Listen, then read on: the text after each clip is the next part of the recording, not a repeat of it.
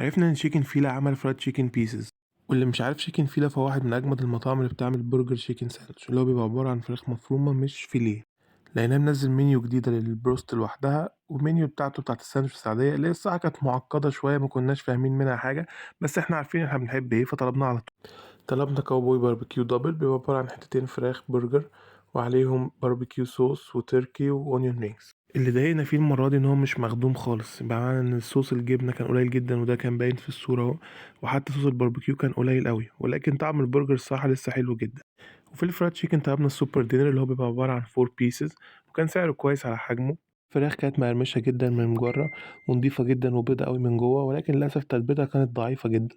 بس لما قلنا لهم هم كانوا في مرحلة التجربة، لأن بقالهم 10 أيام بس منزلينها، لأن الفيديو ده متصور من بدري جدا من قبل الأحداث دي، فاللي جربوا دلوقتي يقول لنا فعلا ظبطت ولا لأ، لأن هم وعدونا إن هم هيشتغلوا عليها ويطوروها.